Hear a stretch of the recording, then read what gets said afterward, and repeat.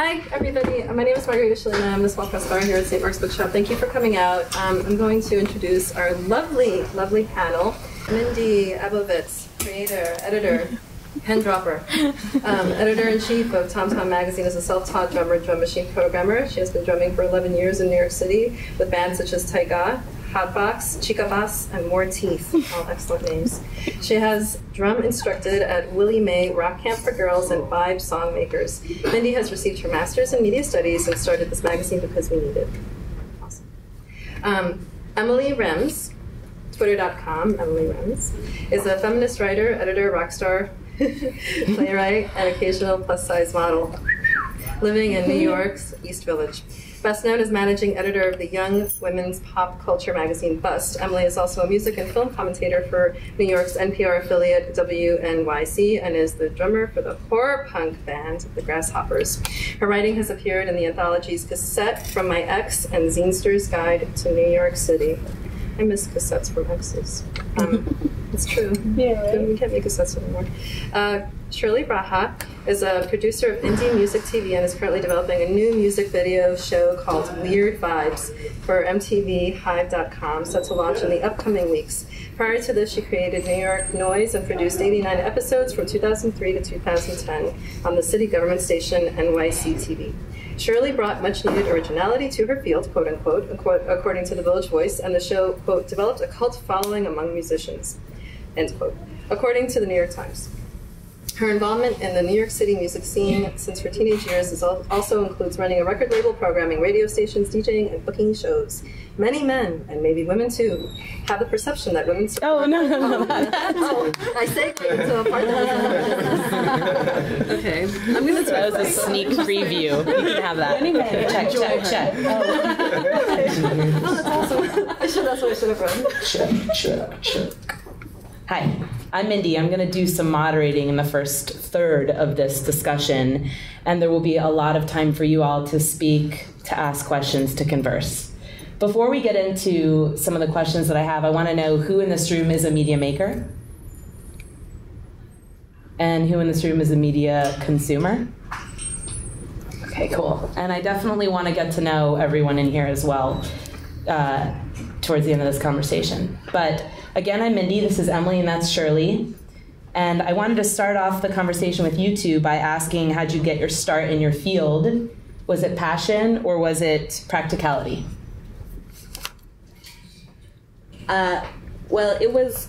Yeah, it feels not on, but it's on. I guess I'll start by explaining a little bit about Bust for those of you who might not be familiar with it. It is a young women's pop culture magazine that was started in 1993.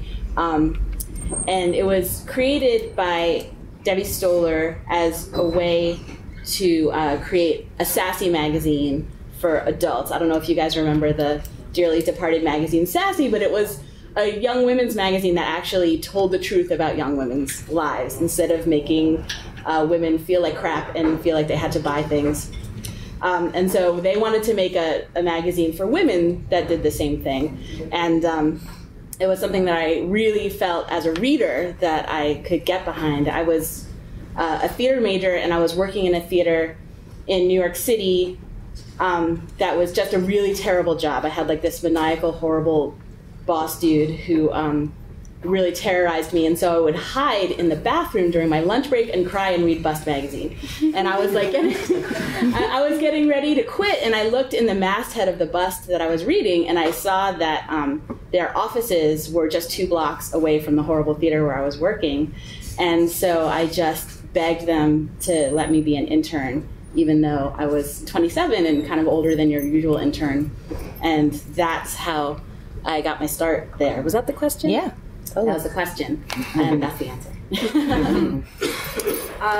Well, I guess I've always been interested in creating media since I was like a preteen, actually. Like even in 6th grade, I was like making zines, and then I was like the editor of the school newspaper, and then in high school I started a record label, and I just feel like I've always had like a compulsion to create things. There's a lot of things that I was like not interested in, but creating content was something that I always enjoyed, and music was something that I was passionate about from around like 14, 15 also.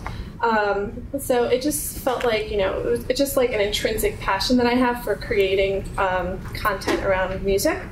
And television happens, or video creation, TV editing just happens to be an area where it turns out like I'm pretty good at it, like better than like writing or something. So that's the medium that I've, I guess, sort of chosen, or I kind of fell into it more than chose it, but I do enjoy it a lot. And after like 8 years of creating TV and video content, you start becoming like pretty good at it. So.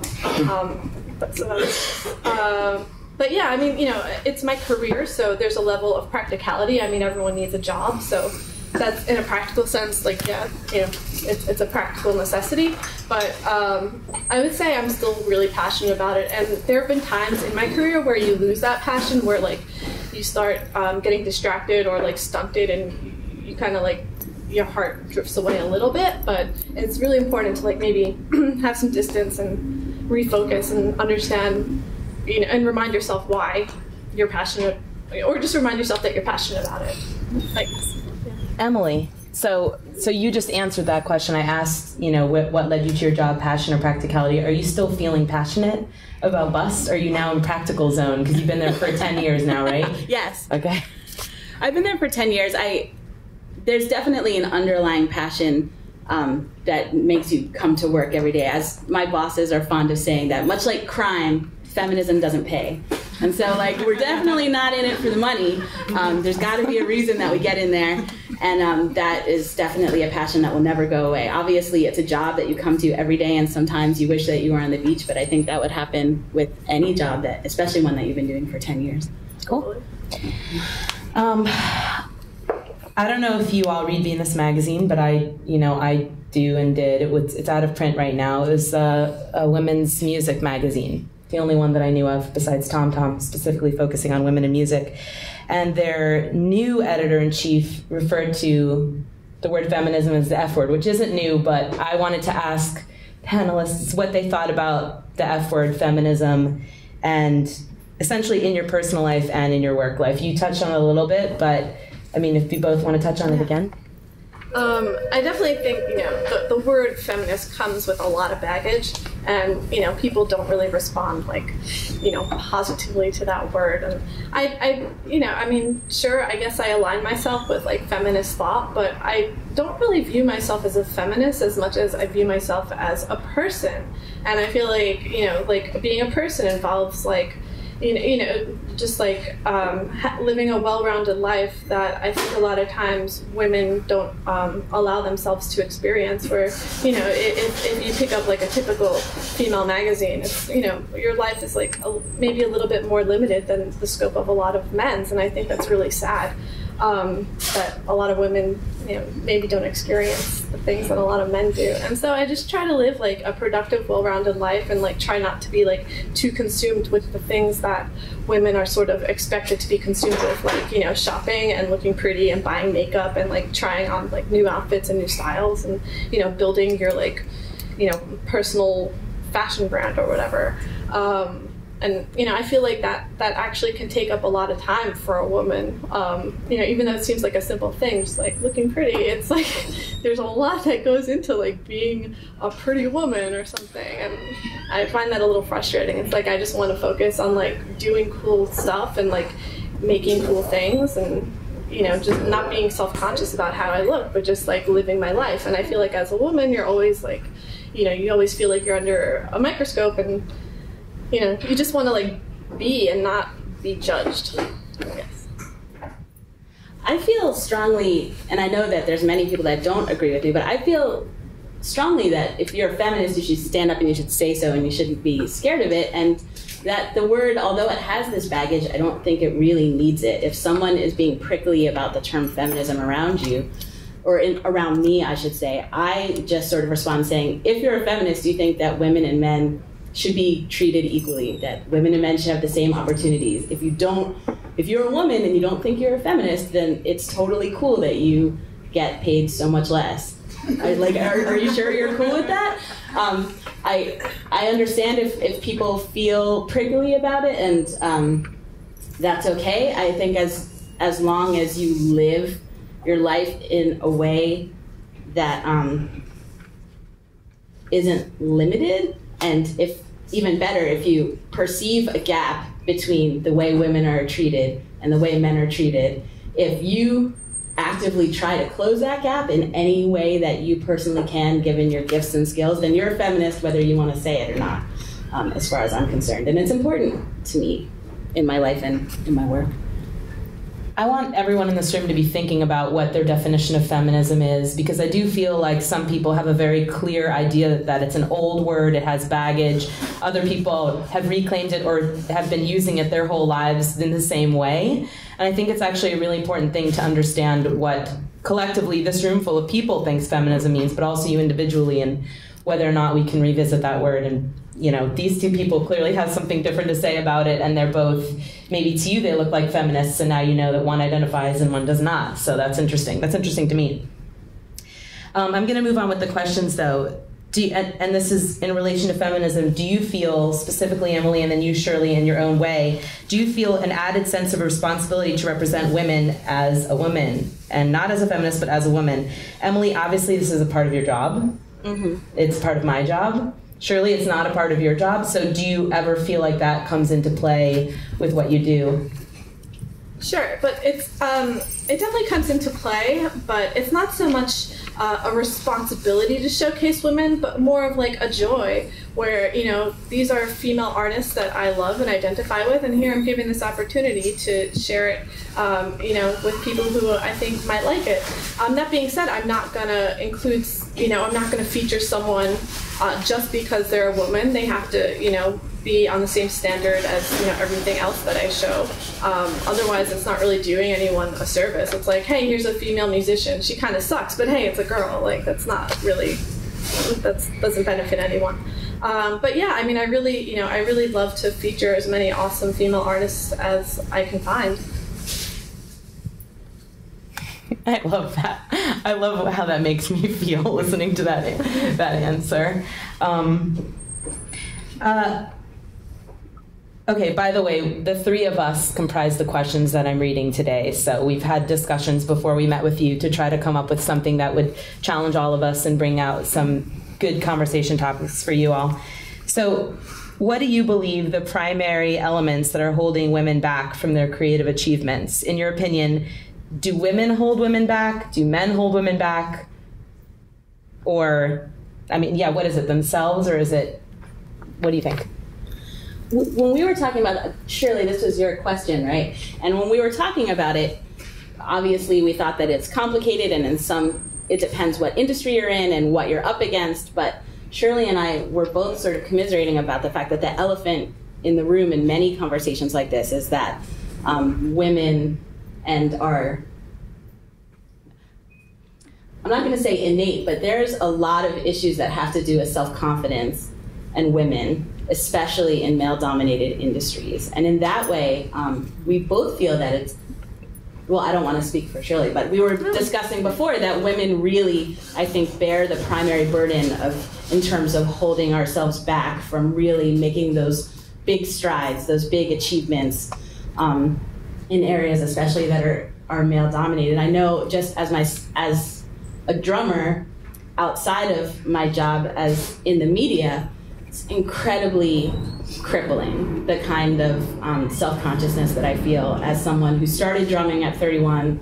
I'm 36 now. Like, I go on stage at clubs where, like, there are drummers who were encouraged as little boys to drum. You know, I wanted to drum when I was a kid, and I was told that I couldn't do it, and I was handed a flute.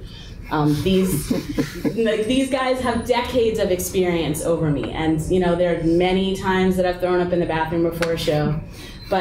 And that's, practically speaking, what's holding me back. You know, obviously there are larger societal reasons why I couldn't start drumming until I was 31, but in the practical sense, it's really myself, and I think that there's a lot to be talked about there.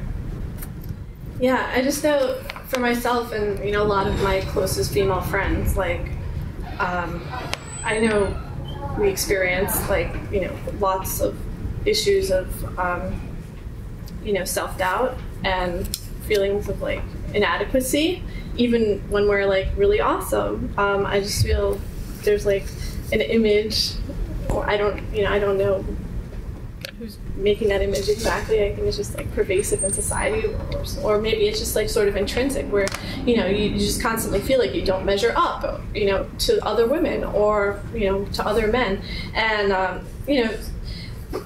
I don't think that there's no one really sort of cheering you on to succeed professionally, and it has to sort of come from within. I think you have to be your own cheerleader to really accomplish things and believe in yourself.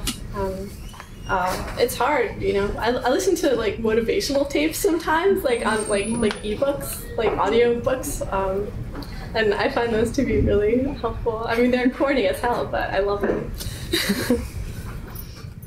When we talked about this a little earlier, I remembered if any of you get an email from me, I'm like a mass email blaster Facebook person. On the bottom of every one of my emails, as part of my signatures, is this kind of lengthy paragraph that my friend Nikki wrote in an interview with Maria Schettino, who's a drummer. And I just wanted to read it because I feel like it represents a little bit about what we're talking about, the self-confidence issue. I don't have to prove myself on the drums. I run tom-tom, so it's all about drums.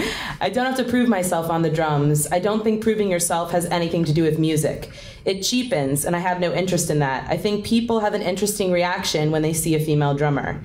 Many of them secretly expect you to suck, but the cool part is they actually really want you to be awesome. Female drummers are classically the underdog, and I feel like here you can insert like female anything. Female drummers are classically the underdog, and everyone knows you win big when you bet on the underdog.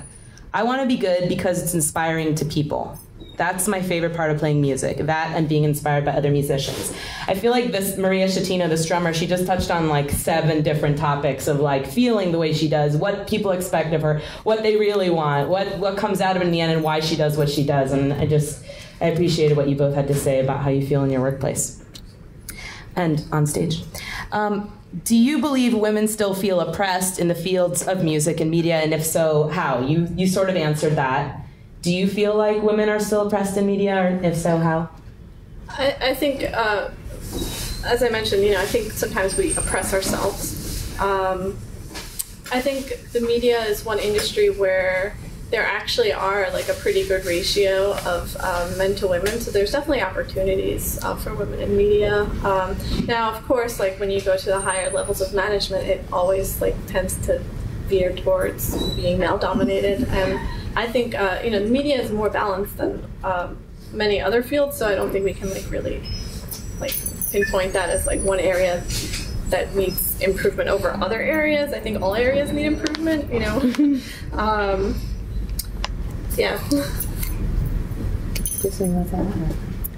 I think I do, but it dovetails a little bit. Could you clarify the question so I can make sure I answer you? Yeah, well, you touched on how women may feel oppressed in a sort of a rock concert environment just by feeling this level of self-confidence based on a larger, just not having the same opportunities. Yeah. Do you feel that way in your workplace? I have the rare opportunity to work in an all-female workplace, so I wouldn't say that I do, but if you're talking about the larger workplace of media, then you're talking not necessarily about being actively oppressed as much as intentionally or unintentionally ignored, because this touches on something that I know that we had farther down on the list, but I think I wanted to talk about it now. The idea of gendered listening, the idea that men are the primary deliverers of media, especially music media. And of course, when you listen to music, you're gonna have like reactions, especially to lyrical content based on your own life experiences, where you come from, your own preferences. And when men listen to something, it's not, or when men make something, it's not considered men's music. It's the male perspective is considered normal. That's the baseline. And then anything that's not the male perspective is somehow outside of normal. Like, I'm not saying that men don't enjoy female musicians or saying that men intentionally go out there trying to oppress women, but But I am saying that there is such thing as gendered listening. And when you have the majority of people making the media deciding what gets covered based on their own personal preferences, and so many more of them happen to be men, then it's going to shake out that they're going to respond more to male artists than to female artists. And that's its own kind of oppression, even if it's not like outright or overt. Yeah, I absolutely agree. There's definitely, a male reviewer will definitely, or a male content creator will definitely have, natural biases that, lead him to relate more and identify more with male-created content. That being said, I think opportunities exist for women in the media, to be a content creator. I think most employers or most editors, they're much more concerned about hiring people who are going to create good reviews or create content or movies or whatever that is in line with their bottom line. So I think they're primarily concerned with hiring people who are going to make products that generate money or some sort of prestige for the company or whatever. So I think an employer is less concerned with hiring someone based on their gender than about what they're creating.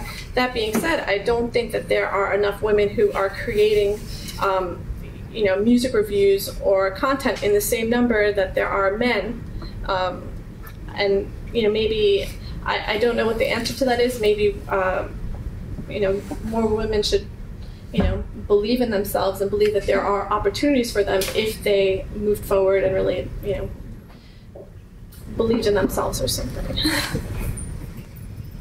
On that topic, Bust has had, out of 71 covers, correct me if I'm wrong, 16 of them had female musicians on them. So we're talking about a publication run by women for women. What is your opinion on why that may have happened? Why 16 out of 71 were women musicians? There's a few reasons. Oh, I'm so sorry. Taking it out on the audience. There's a few reasons why that. I actually didn't realize those were the numbers until I started preparing for this evening, and I was really surprised because it feels like there's so much more than that. Inside of the magazine, we cover really an astonishing number of female musicians. I think in the current issue that's on the stands now, we have 15 women in the feature well and 18 in the review. A lot for a single issue. But in terms of the covers, first of all, there are 7 issues that were art covers. And then, we were talking about a whole 17-year history where we cover a lot of writers, comedians, actors, artists, like different kinds of performers. But it still is a low number. And I think that just based on my experience trying to get people for the cover, musicians can be challenging because we have to get them at we have to get female musicians at a very specific point in their career. If we love their music, like we just heard their first album and it's great and we're listening to it nonstop in the office, but nobody else has heard it yet, they're not going to have any face recognition and probably not any name recognition. So if we put that person on the cover, even though we know that they're great, nobody else knows that they're great yet, that issue with that person on the cover isn't going to sell. But it happens so quickly that once someone starts getting momentum, like we'll finally start seeing people showing up on the late night shows, getting some traction on, what used to be on the air now is, on iTunes or however you judge that people are getting traction. They're starting to get momentum in their career enough that we feel, all right, like enough people are going to be excited about that person. It's so quick that they'll show up on Rolling Stone or Spin, and then their representatives will think, oh, well, they're too big for indie media now. Like, we don't need Bust anymore. You don't have to do that cover anymore. So we have to get them, like, during that momentum where they're climbing enough for people to see them, but if they get too big too quickly, they're lost to us. So we, the 16 people that we got are really great. Some of them have really strong feminist points of view, and even though they're really big, they'll still do Bust. Bjork has been on Bust, and Cher has been on the cover of Bust, and there's some big names there. But in general, we have to catch these women at a very specific time. Yeah, I feel like indie music specifically moves very quickly. Things that are cool, today will not be necessarily cool, 3 months from now. And I know that, magazines have to go to print, probably like 2 months in advance. Our lead time is 5 months. 5 months, wow. Yeah. So yeah, I can see why that would be very difficult, because I could not predict what's, who's going to be considered a cool female artist 5 months from now. It would be very difficult. Even like when I put my shows together, they're just just a couple of weeks in advance, and even then it's like, oh well, this video premiered on Pitchfork TV like a month ago, so it seemed like you just never want to seem outdated, and there's a lot of pressure to stay current, and with a 5 month lead time, I could see why that's difficult. I wanted to say, by the way, that Emily was kind enough to bring the music issue of Bust, which is the most current issue, here tonight. If you buy a TomTom, you get a free Bust, and they're for sale in the front. I wanted to ask you guys, so if women musicians want to be covered in the media, should they be seeking out women-only media sources, or is that their best bet, or what are women supposed to be doing right now, in your opinion? Just in general, I think if you want to be covered by the media, then leave no stone unturned. Like literally send your releases or your content or whatever you've got, send it every single place. That being said, when the band that I was in before the Grasshoppers was called Royal Pink, it formed at Willie Mae Ladies Rock Camp, and we played for 3 years. And during that time, the only media coverage we got was from other women. These two lovely women here, and Bust, which I guess is me covering myself, and Ruby's World. A lot of you guys know Roostar, local public or internet radio celebrity. She covered us as well. The only interest that we got, we billed ourselves as feminist slut rock, which is pretty accurate, and only women wanted to talk to us about that. So that being said, definitely if you want to get coverage, try to get it everywhere, but if you're a woman and you want to get coverage, start with women reviewers first. I agree, no stone unturned. Certain outlets will have certain angles. If there's an outlet that gears itself towards featuring women and you're a female musician, obviously that's a natural fit, but other media outlets have a lot of power, and it's important to focus on those too. That being said, I think the most important thing is just making a really, really cool product. If you're in a band, make your band really good. I would say worry less about getting press and worry more about just making something really awesome, and then I think you'll have a much better chance of succeeding. Because I think there's so many blogs and smaller media outlets that are just hungry to share new content, and if what you're making is awesome, male or female, people are going to jump on it. I have actually an interesting story to add to this conversation. A good friend of mine who's a drummer in a very popular band whose name I will not mention, I asked her really early on if she'd be in the magazine. I wanted to give her the cover, and the magazine was a baby, and she had no reason to want to be in it yet, aside from the fact that she was my friend. So I was like, oh, it's a shoe-in. I got this famous drummer on the cover. And she said she didn't want to because she's not a feminist. She's actually the only person that's turned down an interview in TomTom. 3 issues later, I got her in the magazine, but I was totally blown away. I was like, she's refusing this because she doesn't want to be pigeonholed as a woman. She doesn't want to be, she doesn't want press coverage based on her gender. No one else has brought that up, but I did think that was an interesting conversation. I did like being turned down by her so that I could talk about it and think about it. But I just wanted to bring that up where the opposite happened. Yeah. Can I say something? Oh, yeah. Yeah. Yeah, it's like you want to be recognized because what you're doing is awesome, and not because you're a woman it's not because you're a woman doing something. There's a song that I like by the band Funboy 3 with Bananarama singing, and it's called "It Ain't What You Do, It's How You Do It That Gets Results." So it's like, okay, that's cool that you're in a band, but you know what's way cooler? That you're in an awesome band that makes awesome songs, and that's what gets results. Make an awesome band, make some awesome songs, and I think people will care. And I think that I try to apply that rule to myself. It's like, I don't want to be a female producer. I want to be a good producer who happens to be a woman, and I don't want to like have a separate set of standards for women. I think we should aspire to the stars. That being said, though, I would also like to comment that certainly everyone wants to be judged on their own merits and not at all on gender. However, when you're talking about an industry like music, especially when you're talking about being in a band or being an instrumentalist, when you're in an industry where it's so incredibly powerful for young women who are aspiring to do something that seems so incredibly difficult, when it's so helpful to see other women making it and being great, or even being not so great, but making it anyway and having fun and rocking out, that's so powerful. And I find it, just a little disheartening when women don't want to extend at least the hand of inspiration to someone who could really gain a lot from it, because they don't want to be pigeonholed by a fact that's just obvious about themselves. I find it kind of sad that I feel like when Sofia Coppola makes films, it's like she's always like pointed to as like, this woman who's making like movies, like yay. But the truth is, like, I mean, my personal opinion, I don't think her movies are like that great. It's just like, oh, she's a woman making movies, and that in itself is special. And I suppose that it's great that she's there and existing and creating, but it doesn't necessarily empower me, because it's like, here's a woman making making mediocre content.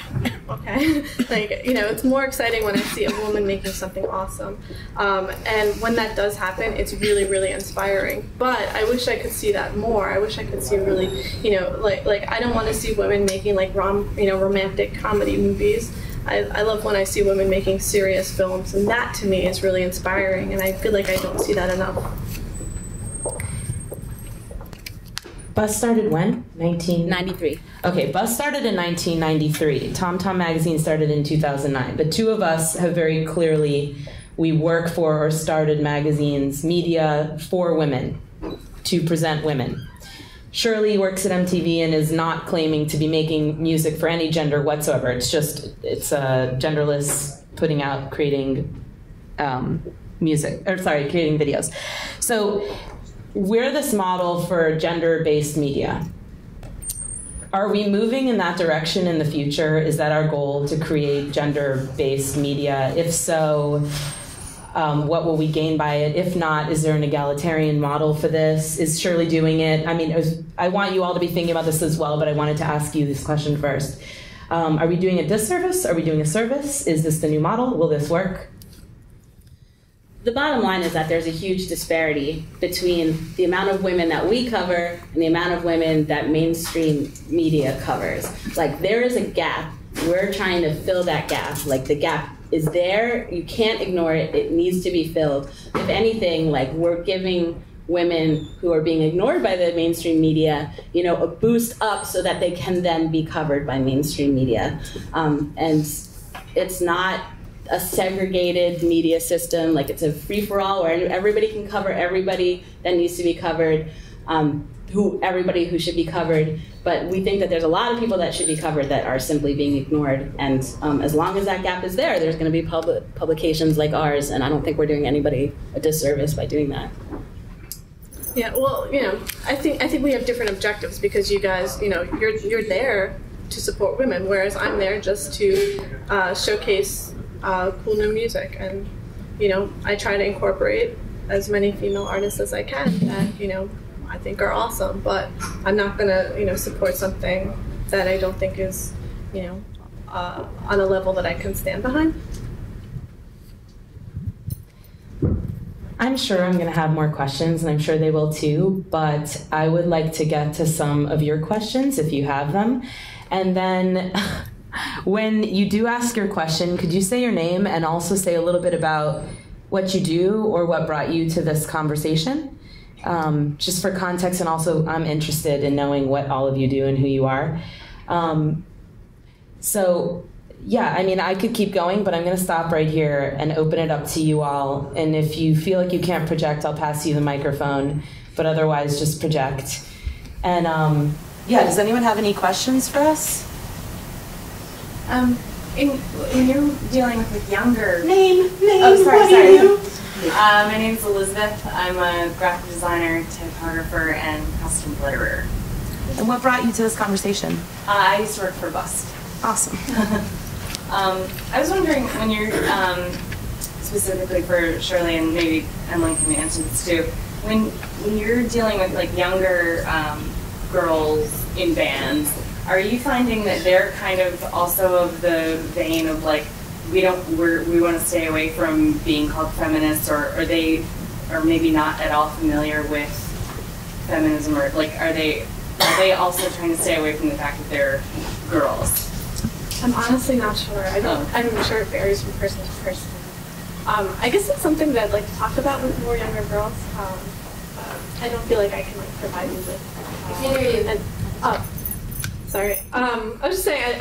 The question was whether a lot of younger girls in bands try to distance themselves from feminism. I guess, is that sort of the question? Or just like being, seen as girl bands. Yeah, I mean, I honestly don't know the answer to that, but I'm kind of curious about it, so I'm going to start asking that to more people. I wish I had a better answer, sorry. We don't cover young women very often, as you know. Because I think primarily because we have sexual content in the magazine, and the magazine is geared towards women 18 to 34, and we tend to cover inside that demographic. The one example I can think of was Super Cute.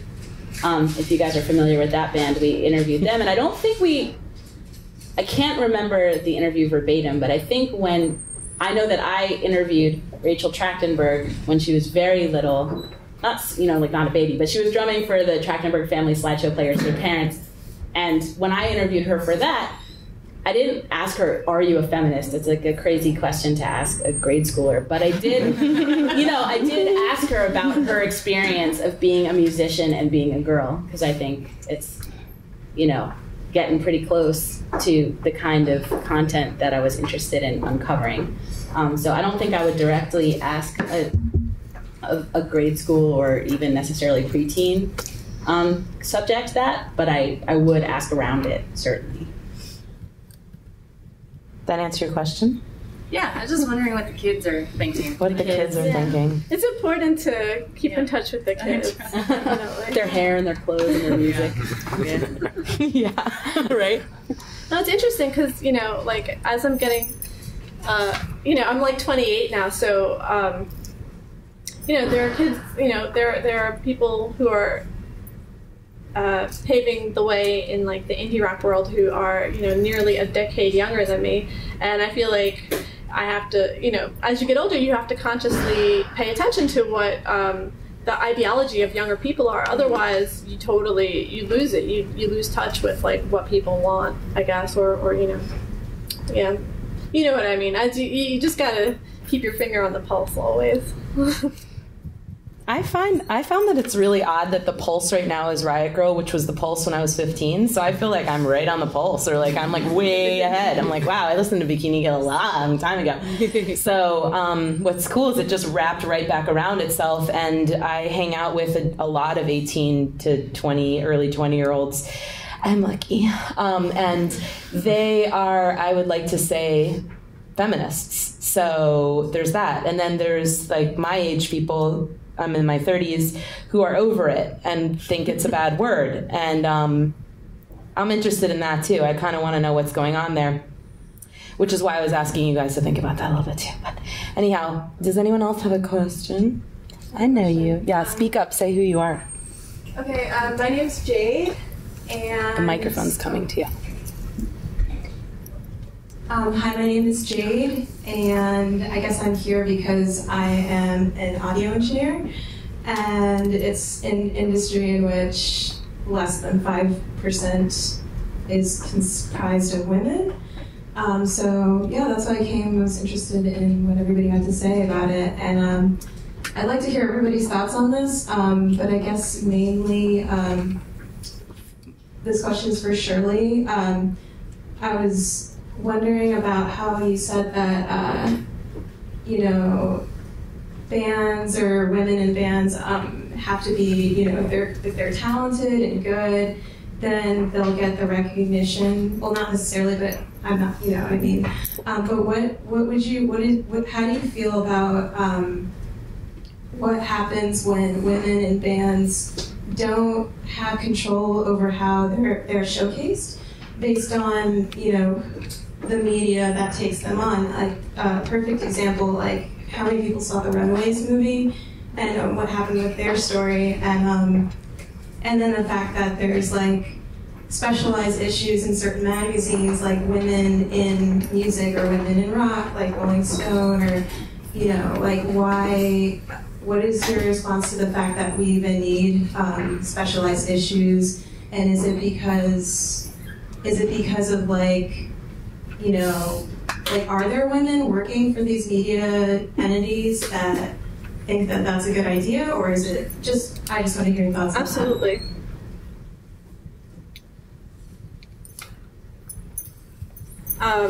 I think I definitely have issues with the way female bands are represented in media. I think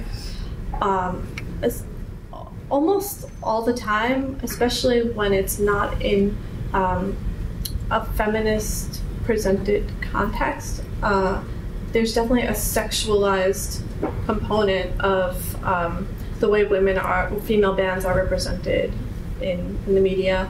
I think you always have cutesy or kind of sexualized pictures of the band.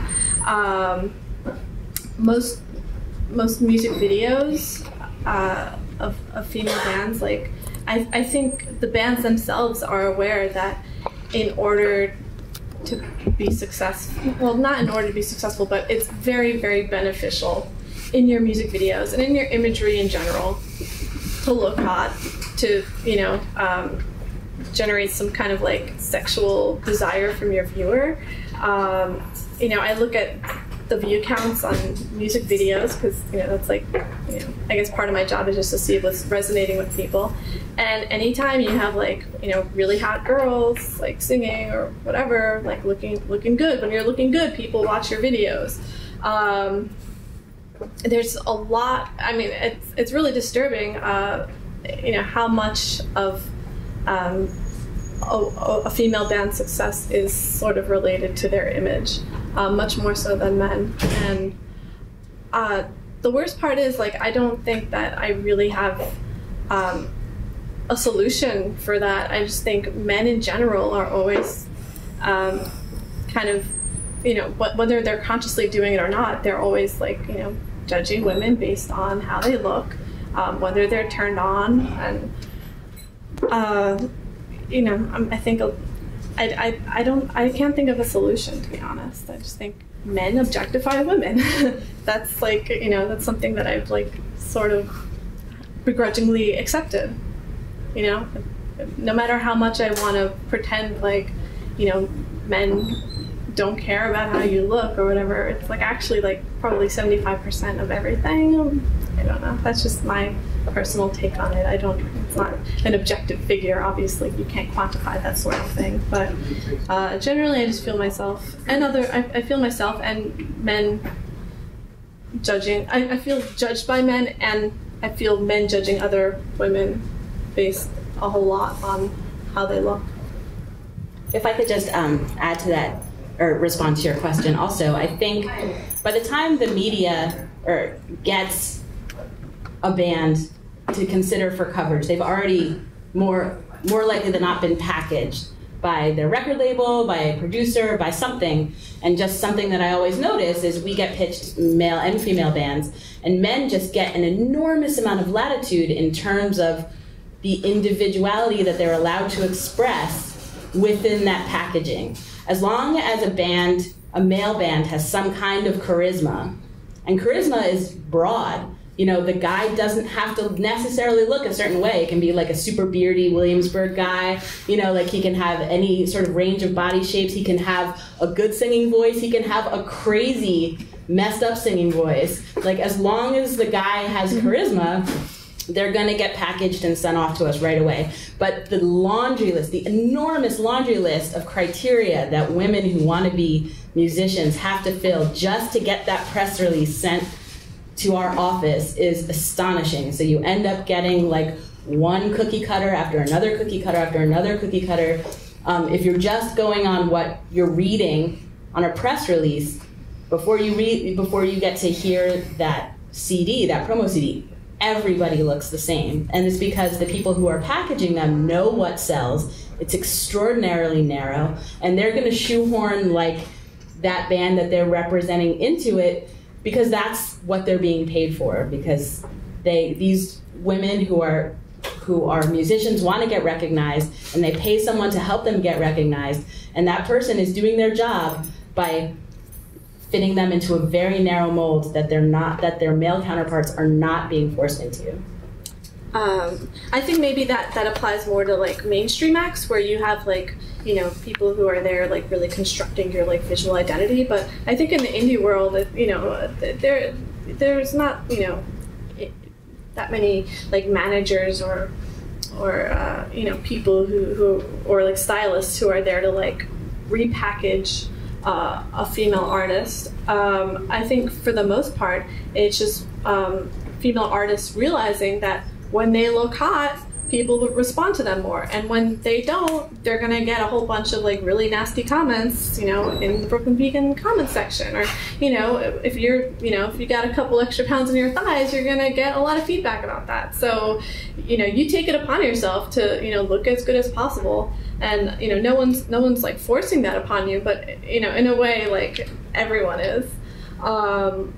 So yeah, it's not, I would say it's more people just realizing the way the world works, and like you get, as a woman, you get better results in life when you look good, bottom line. I mean, sure, same applies to men. If you look hot, like, you know, it's gonna help you out, but not in the same way that it does for a woman.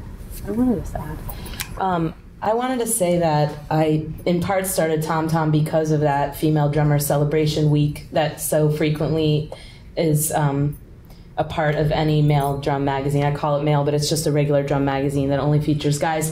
So I would continuously see these like Women Drummer Appreciation Week, 7 days out of the year where we're going to talk about women who drum. I thought, wow, I know more than, you know, that. I know more than a week's worth of drummers. I bet I could do something about this. So just to that one point was huge for me, actually, thinking like, fuckers, like really? Really? I'll never make it into this week or whatever. Anyone else have any questions or comments they want to bring up?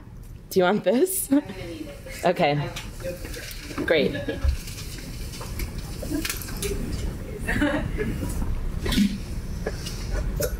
Hi, I'm Lori.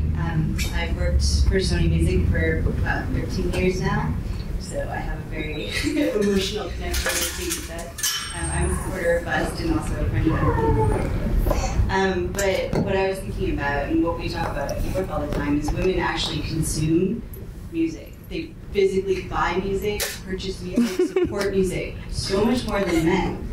And I'm curious if partially you think that men just do it, or if we evangelize this idea, if women knew how much they influenced what happens in music, if we would feel less like a second class in the industry, like as fans of music, and how do we evangelize that without shooting ourselves in the foot and being like, you know, no, we actually support music more than men and get respect for that. Do you have any statistics on that? Do you know numbers? Not off the top of my head, and I wish I had. That's okay, I just was wondering. Knew what was going to be talked about, otherwise I would have done some research. But I mean, every time we talk about commerce, and a big part of my job is related to selling directly to the fan base.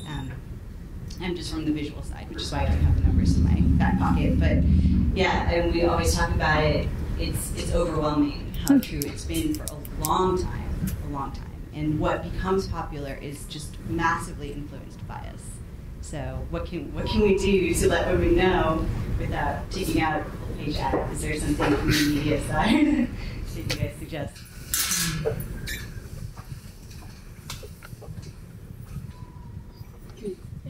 Well, I think there's a big discrepancy between the number of women consuming music in the mainstream and the number of women consuming music in the underground world, like the indie scene and stuff.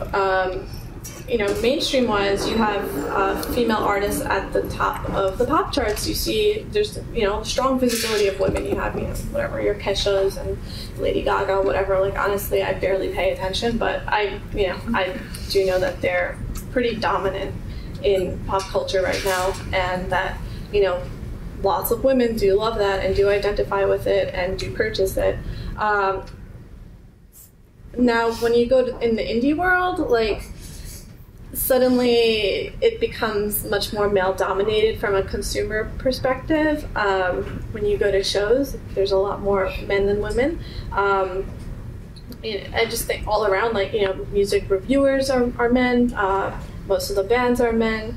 There's plenty of great female bands and female reviewers, and there's plenty of girls at shows, but just nowhere near in the same numbers as men.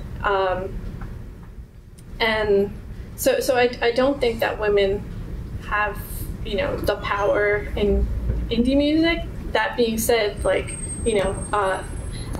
I feel like people like let me in their club. Like I'm not like shut out from anything, but you do have to kind of like stand your own ground. But in the indie world there's far more men paying attention and in tune with like what's going on. I agree with that. For one second, I'm a huge metal fan, so I have a very first-hand experience of being at a show with 95% men. If you were to pull who actually owned the physical product versus who was there, it's a huge discrepancy. Even in the fan base, I know a lot of women who choose not to go to their shows based on the type of music and what possible detriment or just discomfort it would bring.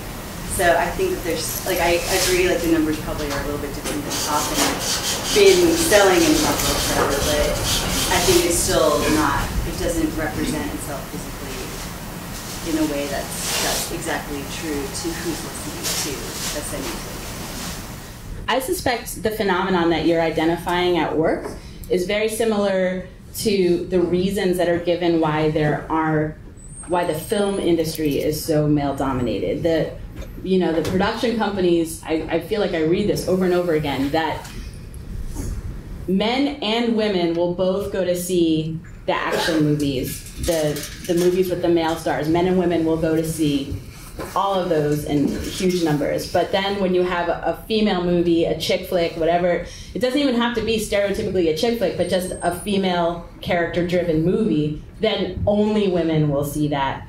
And then the women who are going out on movie dates with their boyfriends may never see that because their choices are dictated by the fact that the fact that their boyfriends or husbands or male movie-going partners only want to see a certain segment of the movies being offered and not all of them. And so that ends up being, women paying for all the kinds of music or all the kinds of movies, and men only paying for a portion of them. So I think that might be somewhere where you could see that discrepancy across any number of mediums, probably.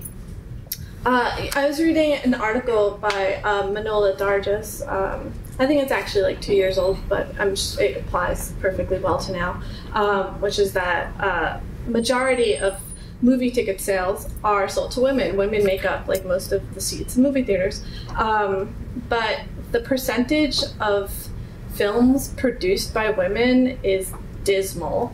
And of those films that are created, they're usually romantic comedies. They're usually like pretty fluffy.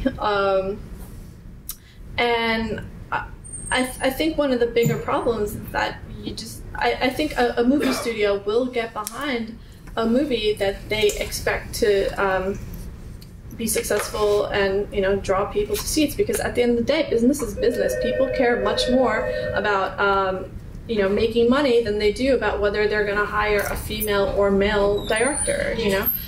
So I think if a woman follows a similar career trajectory as like a male movie producer, like who is like successful, she will have similar opportunities. But I just don't think that enough women are really like putting themselves out there and aspiring to create like substantial films and maintaining that sort of focus and dedication towards achieving their goals. Questions? Before I give you the mic, I just want to say Jolly's been recording this, and he does Punkcast. So if anyone wants to see this or send this to a friend later, you can find it on Punkcast or on TomTomMag.com, where I'll be posting it again. Say it again? YouTube. Or YouTube. Yes, so I'm an old hippie that likes punk rock, and a few years ago I was at a similar book thing event where they talked about a book about Joe Strummer, about how he was a rebel. And they had Chuck D from Public Enemy on the panel. And Chuck D talked about how he saw, because Curtis Blow opened, he went and saw The Clash.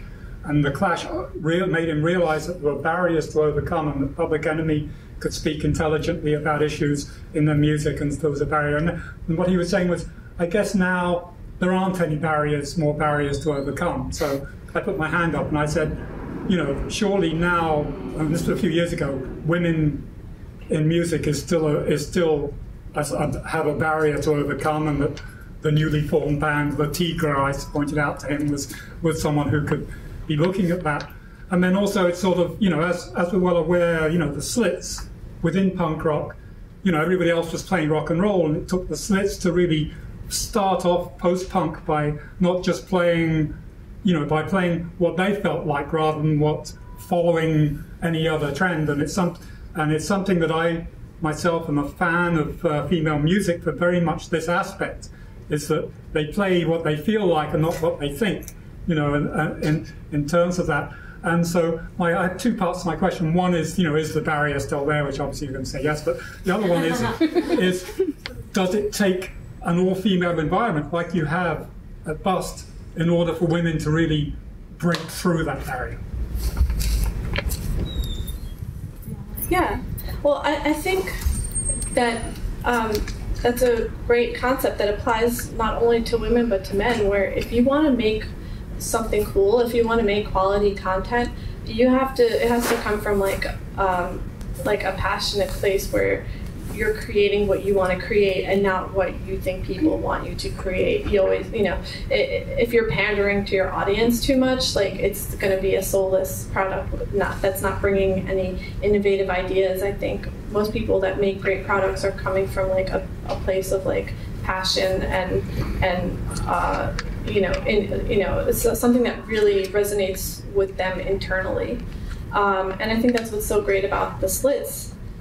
You can really feel like they were feeling it and not just like making music just to be like, hey, here's my female band. It's like they were making music that they loved and were passionate about. And most great music, I think, comes from a place like that. Regarding another half of your question about all female environments and whether they're important for bringing these breakthroughs about, I think that they are. Mostly in terms of what we were talking about before, and the self-confidence aspect that's so important when you're starting out. You might have a great idea and a lot of passion and a lot of drive, but it's really scary to get on a stage and make art, no matter what kind of art you're making.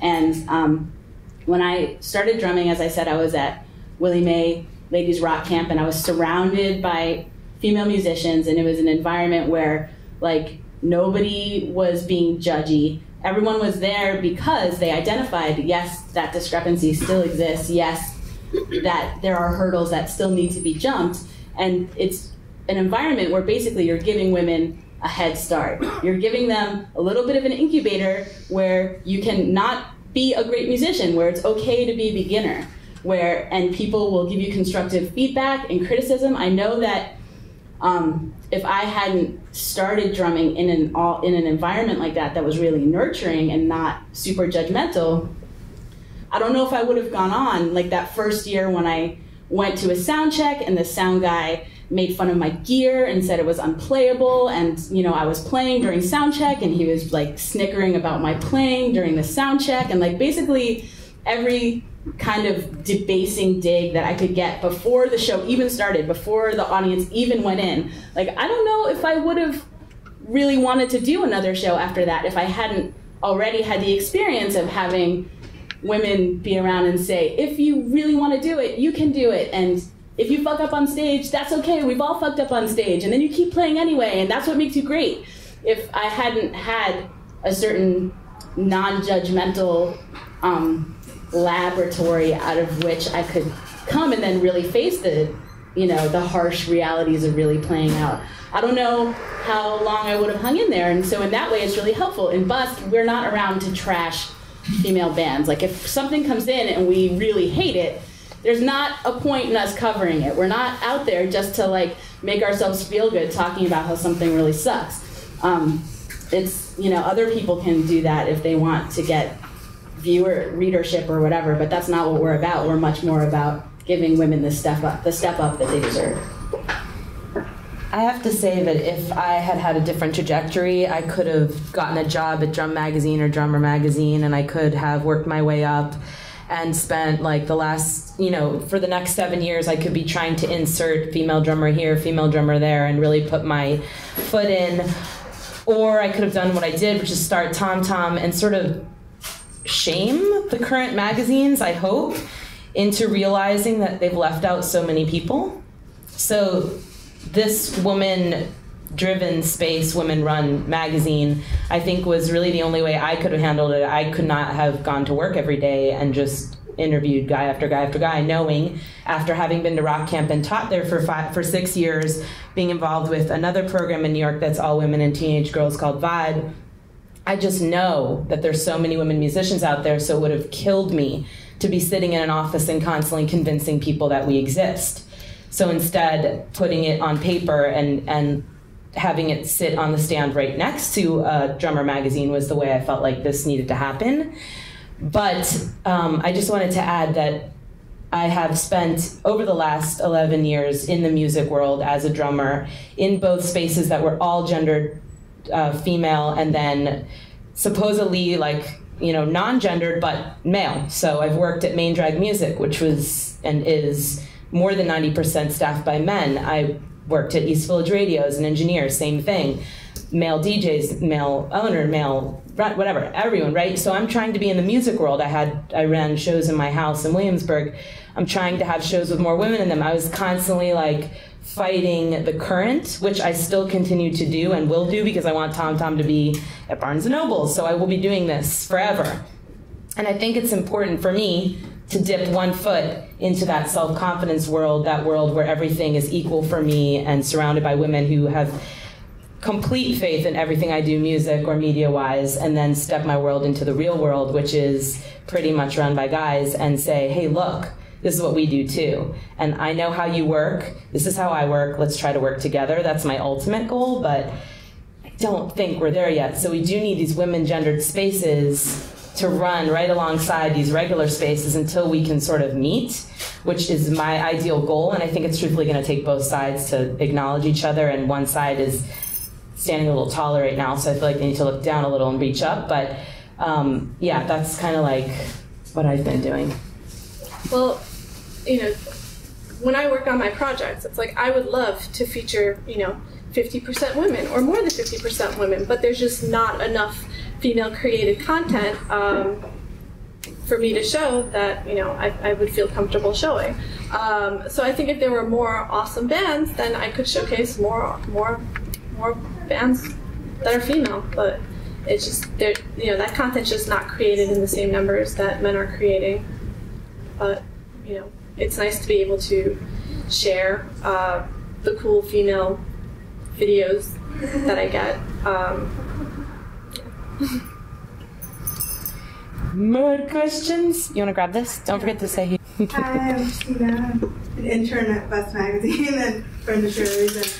But I was going to say maybe one of the problems is the fact that women have a hard time, or they continually bring each other down. in a lot of ways.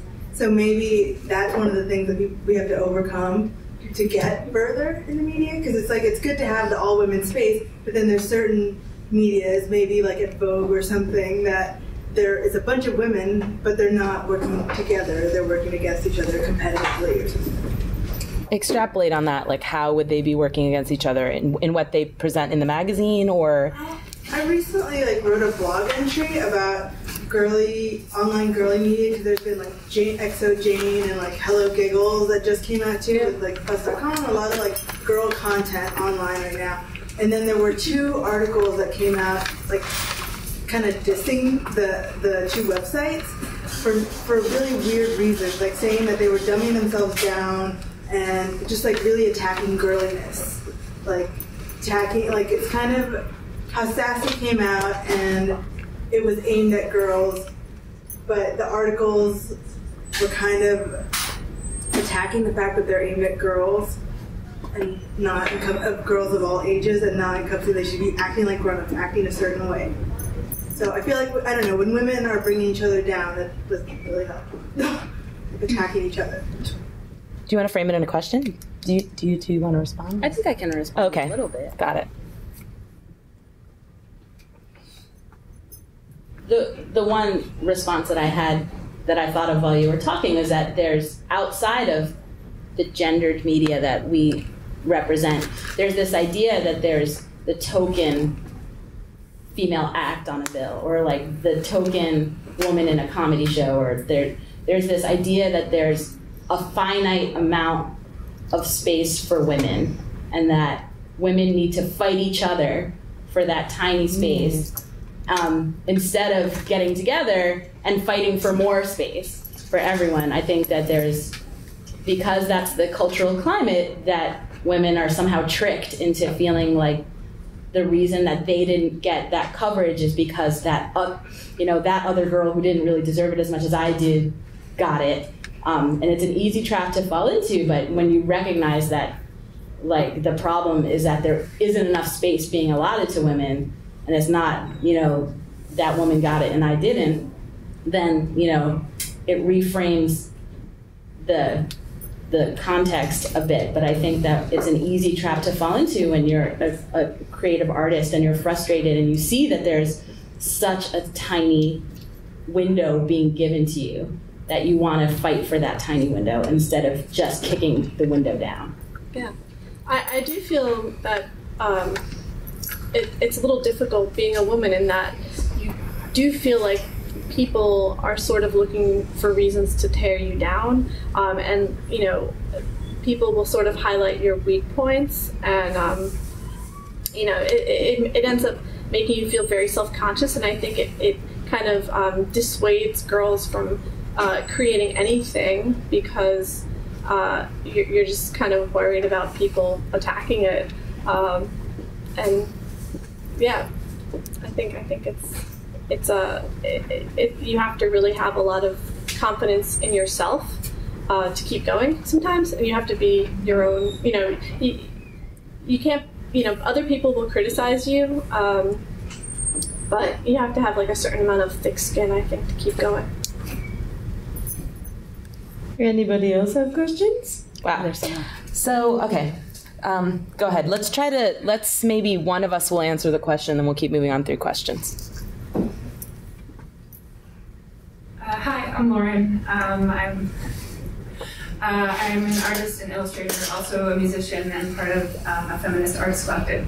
I like what you had to say about fighting for more space, because I feel like a lot of what the women I work with and shows I play and the work that I do is very specifically fighting for more space. And I'm wondering if from anyone who wants to respond to this, from your from the work that you've done, seeing the discrepancy between a more indie world and mainstream culture, if the ways in which Tom Tom and Bust are fighting for more space and giving more space to women, if what can be done in the middle ground, now that I feel like there's this like Mindy was saying about like the resurgence of Riot Girl, that like where to now if there is a much more conscious effort to make more space for women, like kind of what's next for your experience? Yeah. I just have a quick thing to add.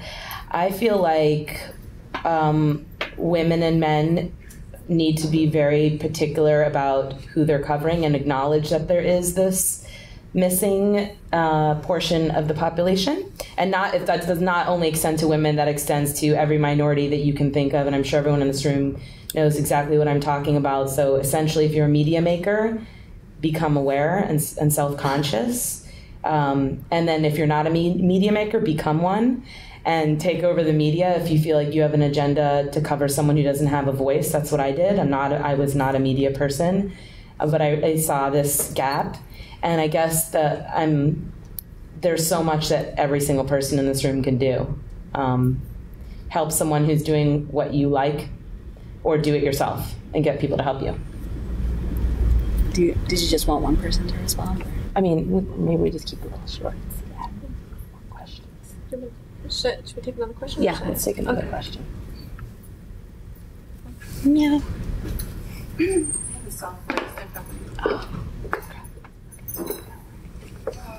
Well, I actually have a question for Shirley. I mean, I don't mean to put you on the spot, but I was made really uncomfortable by some of your comments that if women were producing the same quality of content as men, they would be given equal space. I mean, kind of on two levels. I feel like, you know, on one, and also saying that, you know, if they were performing at the same level, they would reach the same strata in their field. I guess I feel like that assumes a baseline equality, which is not really there in the classroom. We see boys are given preferred treatment and attention and leeway and support in all sorts of different ways that hinders that professional process. And also, I mean, I don't know, I'm an artist and I play music and I live in a punk house, which is very male-dominated. And throughout the course of this talk, I keep thinking about this pair of essays that this art critic, Linda Knopfler, wrote. The first one in the late 70s called Why Have There Been No Great Women Artists? And the second in the 90s with the same title, which was essentially a retraction, where she acknowledged the fact that she had overlooked certain forms that had been more accessible to women historically, specifically because women were excluded from the academy. Sure. So I guess I wonder how you might respond to that academic disparity and that formal disparity as well, I guess. Yeah. Well, first, I should clarify that I didn't mean that women aren't creating content on the same level as men. Certainly there are, you know, many female artists and bands that far exceed, you know, most like male-created content. But the numbers in which they do it are not the same. And of course, there are societal, you know, constructs that do hold women back. But at the same time, I think if you find it within yourself to push forward and, like, you know, create something awesome, if you make a great movie that, you know, I think it's not, you know, people just want to watch great movies. They don't care as much if it's produced by a man or a woman. Of course, it's a factor, but you know, at the end of the day, I think your content speaks for itself. And if, like, people like what you're creating, they'll consume it. And if they don't, you know, it might not resonate as much. But, you know, certainly, you know, it's gender absolutely comes into play. But I think the quality of your content is, you know, equally important to your success. Does that make sense? I think on that level, when it comes to musicians, it would make more sense on a musician level because it's easier for them to create stuff like on their computer or get together, like make a band. But like to get financial backing for a film, like a mainstream film, I think that'd be harder. Well, I think most filmmakers don't start out with like a high budget film. They'll make an indie film. Look at Lena Dunham, who made Tiny Furniture. She didn't, you know, make that on a large budget, but she made, you know, a really great professional, you know, a film that was professional enough to be distributed in theaters. And now she was offered a show on HBO. So I mean, I wish I had more success stories like that, but I think she's a great example of someone who took it upon herself to create a really cool film. I really loved it, and, I think she was rewarded the same way a man would be, or possibly more, because, unfortunately, there's just not that many awesome, female indie filmmakers, and when there is one, it's, I think she got a lot of media exposure because of it. He had a question. Sorry, I want to be able to. I love this conversation, though. Maybe we can keep it going after when we release everyone at some point. Hi, my name is Gabe. First time in the city. I go to college in Boston. So I guess I have a question about sort of where men kind of fall in this. Shirley said something earlier that it's something along the lines of, and tell you if I'm totally paraphrasing this, but that men end up being sort of inherently objectified. And I definitely can't deny that I would be more attracted to a sexy woman, and attracted to media, sort of through kind of biological mechanisms that we men folks can't tell. I guess are you guys looking for sort of men as your audience for Tom Tom and for us for such things like that, or is it sort of put off to the side maybe for someday far in the future? Want to both give that quicker? Just speaking from the perspective of Bust and the letters that we get, I think that you would probably be surprised by the number of letters that we get actually from men who are like, oh, I found Bust in my girlfriend's bathroom. Oh, someone left Bust on the bus. And then we get these letters of adoration saying, I found out about so many women artists that I'd never heard of before, and now I want to subscribe. And we get actually a lot of excited emails from men who find it by accident because it's not, probably because it's not marketed to men, or for whatever cultural reason, men, not you, but men might not feel comfortable picking up a women, media that's made specifically for women. But the idea is that we're giving, exposure to a lot of women who are underexposed. And men want to find out about great culture makers just as much as women do, and often are excited to learn that. And I think that if men would broaden their horizons a little bit across all forms of media, and maybe, be more likely to go to that women-directed movie on opening night, women are so often, trying to get together to boost the visibility of female directors. If men are willing to, get on board and try to close that inequality gap as well, because it will mean better media content for everyone, I think that's the role that men have to play in it, and that's the part that men play, I guess, in the media that I make, is stumbling upon it and then being really excited about this world that they didn't know existed. Sorry, I was going to touch on it. A slogan that I like to throw around for Tom Tom is a magazine about female drummers for everyone, and the intention is that at the end of the day, music is music. There is no gender to music, in my opinion. And drumming should have never felt like a gendered space for me, but it did. So I made this thing for women, right? But it's really for everyone. And the ultimate goal is that everybody comes to Tom Tom to learn about drums, to hear about new bands, to find out new gear.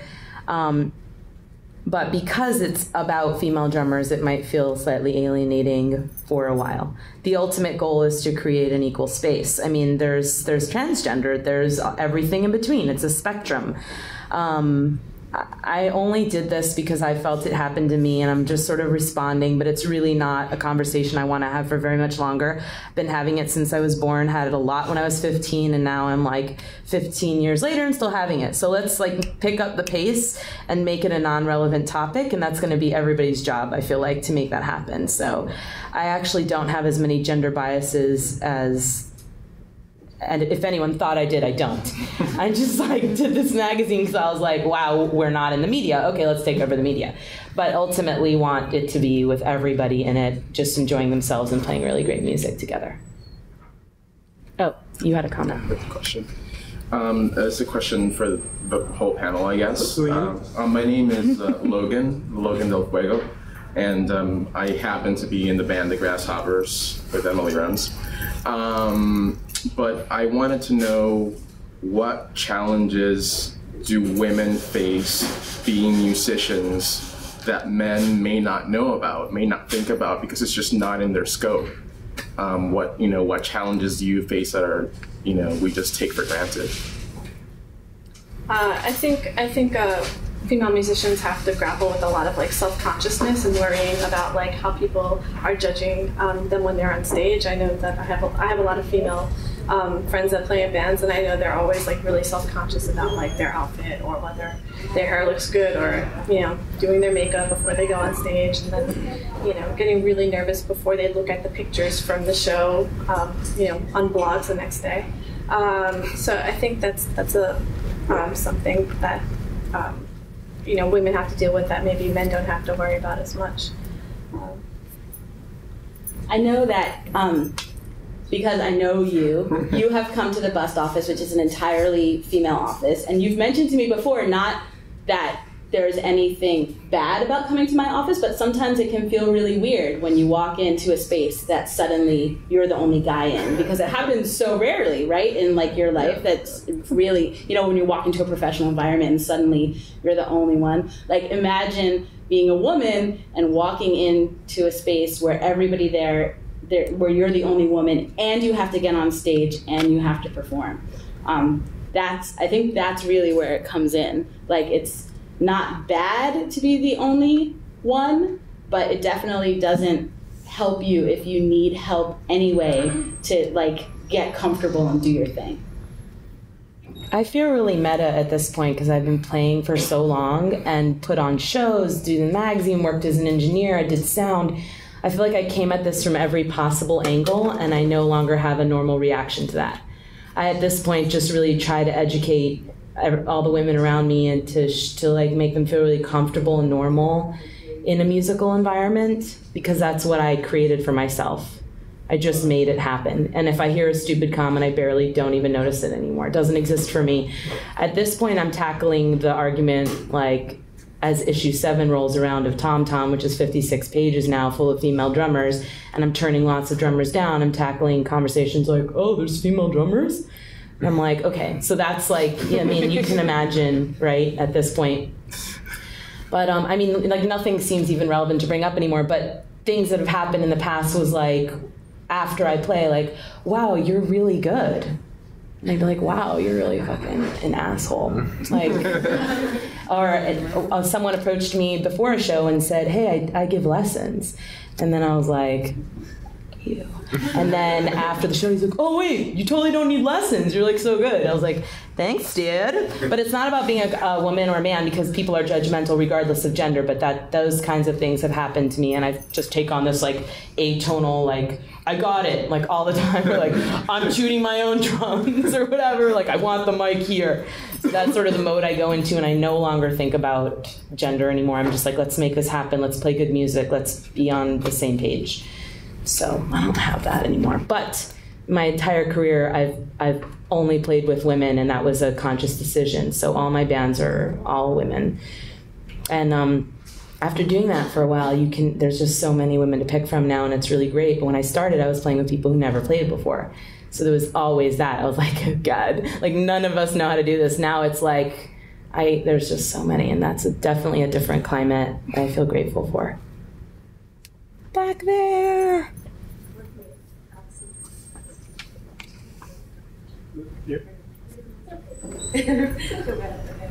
Hi, my name is Sabrina. I'm a musician.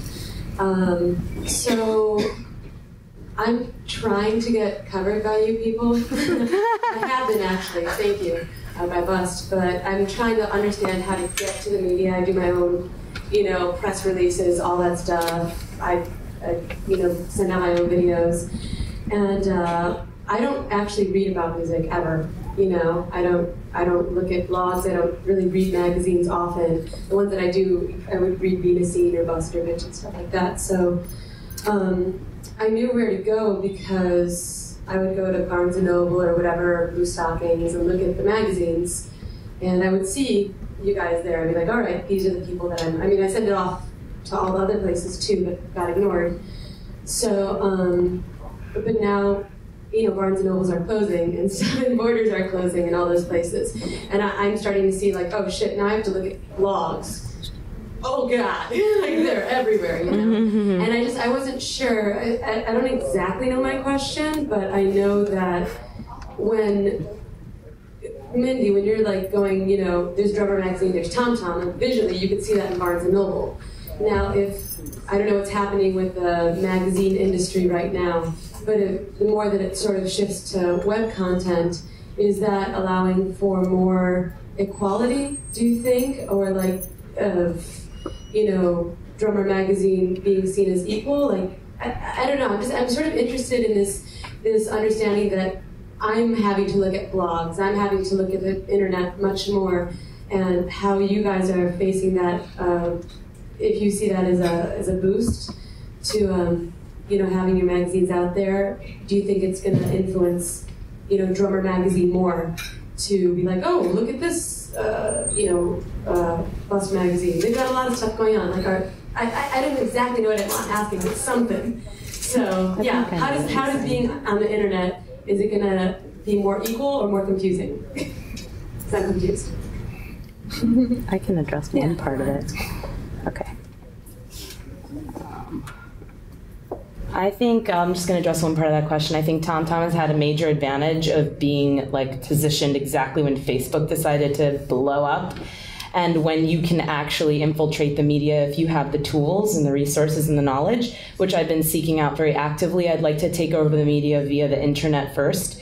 I'm lucky enough to have a great group of interns this summer, and one of them created a wiki page for the magazine. I also learned about alt tags, which is a great resource for when searching, AKA female drummer, like a word like female drummer.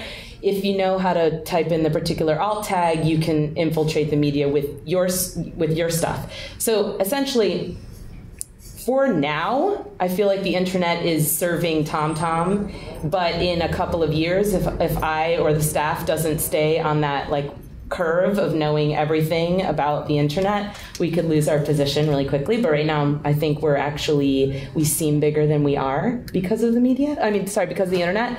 And I feel really lucky about that. The other magazines that have been around for a while maybe don't take as much advantage as I do of social networking and Twitter and all that. So for the next like few years, we'll have that advantage. That's what I can say about that for TomTom. What I can say about the first part of your question about how this affects you as someone trying to get out there, this is good news for you, because publications like Bust, for a long time we have this tiny staff, we're trying to get a magazine out 6 times a year. An editorial staff of 3, like that is more than a full-time job. Now, because of the real importance of having daily updated internet blog content, our interns like the lovely Christina work tirelessly all the time getting content that's completely different than our magazine's content up on our website, which is affiliated with our magazine, every single day. So that's twice the opportunity that you have to get covered that you didn't have before. Same, agreed. I would say it's more than twice. I mean, there are like hundreds, if not thousands, of music blogs that just like every day they're just trolling the internet trying to find an MP3 that hasn't been blogged about yet. So if you're, I think if you're halfway decent and you send out your MP3 to, a whole bunch of blogs, someone is probably going to post it. I would say in the last, 7 years, like, more and more, it's, bands, break through like blogs and Hype Machine, and it's, the mainstream, print media outlets usually, they'll find their sources on the internet first, and then they'll write about it in their magazine. So blogs are really where most bands break, and not just blogs, but music coverage sites in general. But yeah, I mean, breaking bands is pretty much like all in the terrain of the internet these days. Unless you're talking about mainstream music, which I think is works with different rules. But at least in the indie world, I think it's all about the internet. Did you have a question? Hi, my name is Allison. I'm a drummer. I have a Tom Tom magazine sticker on my stick bag that I carry to practice and to gigs. And it says, a magazine about female drummers. Strangers on the subway, and they're always male, always ask me while they're laughing while they're asking, are there really enough female drummers to have a magazine about? And I still get this. It's been a couple years I've had that sticker on my bag, and I just wanted to ask Mindy, are you still being asked this? Issue 6, and you're turning drummers away. You have more female drummers than you know what to do with. People still asking you about it? Are there enough female drummers to have a magazine about? Sad story. I just say that I admire your pendant there. I don't know if anybody else can see. Oh. Yeah, it's only been 2 years. Plus, Jolly, do you mind if I mention what we talked about right before? Sure. So Jolly was talking to a friend who's Cuban, and he said, I'm going to this talk, and he mentioned the people that were on the talk, and the guy said, oh yeah, in Cuba, women don't play drums. Women don't, meaning A, it may not be allowed, B, it's a machismo culture, it's just not happening. And that's not the only country where that's true. So I think in 30 years from now, someone's going to go, really? There's enough female drummers? I mean, I hope not, but there will be parts of this world where that will still be a valid question, conversation. Am I trying to eradicate that? Yes. Was it obvious to me before it was obvious to some people? Yes. And now some people realize and acknowledge that there are a lot of us, and that there's no reason why there shouldn't be even more of us. I like to mess with people and ask them how many female drummers they think are in the world. And, it's which came first, the chicken or the egg? Are we not encouraging women to play, or are women not playing? And as a drummer, I feel 100% confident in saying we're not encouraged to play. There's no reason why a woman should not be playing the drums.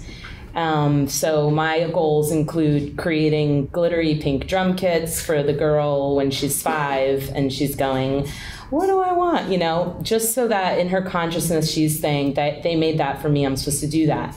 And all the way up to let's just keep pushing this magazine out and showing people and articulating exactly where we are and who we are and what we play and how we play it. And anyways, yeah, people still ask me that, and I'm not shocked by it at all. But what did really bother me early on was being interviewed by a blog, and the woman asked me, so what happens when I run out of content? What am I going to do? And I was like, jerk. I was like, I really asked me this question because this is offensive. I was like, you should write down that I am now offended and I will answer your question. So yeah, it's endless. The amount of drummers that exist that have been playing for 30 years. I mean, you can imagine my inbox, what it looks like on a daily basis. Of just random people, my Facebook account.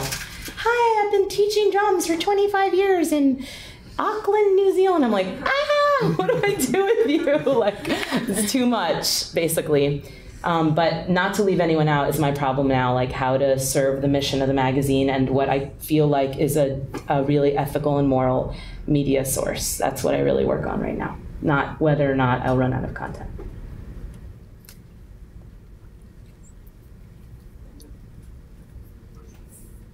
Hello. Hello. My name is Jen. I do a lot of things, but I guess the reason I'm here is because I'm making a documentary film, trying. But 2 things I guess I wanted to say or ask is, number 1, who designed the logo for TomTom? Because I think it gets a lot of recognition for that. I'm not a designer, but I have a lot of designer friends, and I can't appreciate it enough. And then number 2, I wanted to see if there is, I guess I just wanted to encourage everyone in the room to use the event page in some way to share their information, because I, like you, would like to hear who everybody is here and just post links to everything that you do and just keep this community talking. And I want to thank you for putting it together. That's it. Thanks. I totally agree. I second that go onto the events page for this. You can look it up by typing in Women in Music and Media on Facebook. And if you don't have that, you can write info@tomtommag.com. That's me. Or you can get either Shirley or Emily's contact too and just get in touch and stay in touch. The dialogue is really important to making something happen. For people who aren't self-propelled, you can get into a group or get into a conversation. So yeah, share your information on that event page for this panel. And Candace Ralph is my amazing designer. I drew this really hand-drawn, like kind of pathetic, like triangle thing, and that's what I started off with. And then I was lucky enough to meet her through a friend, Chris France, and she's been with the magazine from the start. She presented a bunch of different designs, and I loved that one the most. And my favorite conversation about the logo, it's just a bunch of curly lines, but it actually spells out TomTom. Someone was in my office and they were just staring at the poster behind me that has a logo on it, and then they go, "Oh, that says TomTom." And I was like, "Yeah." And they're like, "I thought that was drum notation." And then I thought, holy shit, like Candace Ralph created a new language for drums for women. Only women can read. No, just kidding. But like, I thought that, yeah, it does kind of look like this fluid motion of like a stick and like what, and I thought that would be really cool. So Candace Ralph, she's not here. She'd be gloating right now. She's incredible. I'm really lucky to have her. She's not a drummer. She wants to play drums, but she's got an incredible eye, and I work her really hard.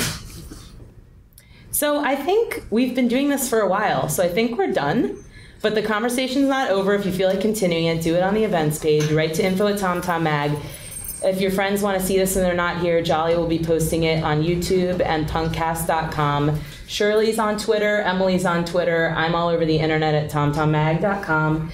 You can get a free issue of Bust Music magazine number, what is it, 71? 70. Issue 70, along, if you buy a TomTom issue 6, which is the photo issue, I highly recommend it, and you get a free tote bag.